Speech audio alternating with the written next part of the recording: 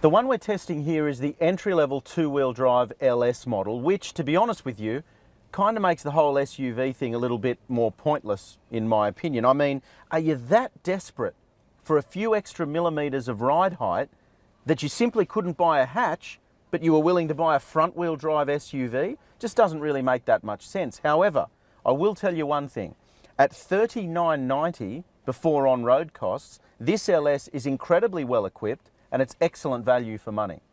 While the LS is the base model car, it certainly isn't equipped that way, with plenty of standard kit, including a quality 7-inch touchscreen infotainment system, Apple CarPlay and Android Auto, keyless start and a reverse camera.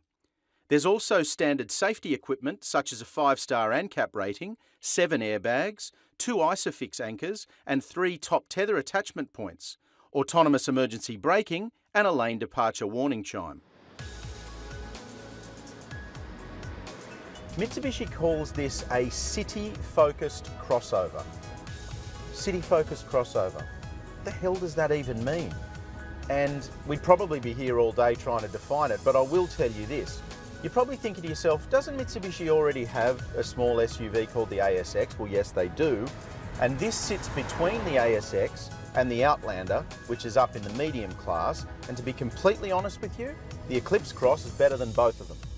The turbocharged 1.5 litre engine might be diminutive, but it makes 110 kilowatts and 250 newton meters. Not much, but more than some of the gutless offerings in the competitive set. The CVT is one of the better units we've tested, and the 8-stepped ratios provide a similar experience to a conventional auto. The Eclipse Cross rides comfortably, handles well enough, and even in two-wheel drive guise, feels secure on the road. What makes the Eclipse Cross such a good city-focused SUV? Well, there's a bunch of reasons for it, really. The interior practicality is great. We've looked at that. Plenty of room in the back seat, plenty of luggage space. But if you buy something like this, the key element, I think, when you're running around town is going to be what it drives like. So, first of all, the steering. I think it's great. It's really easy to use at low speed, and then it's firm enough on the freeway that it doesn't feel like it's wafting everywhere. Great turning circle as well. The ride is excellent. It's very comfortable. This LS spec sort of just wafts along. It doesn't feel any of the really poor road surfaces. So that's a really positive thing. The brakes are good as well.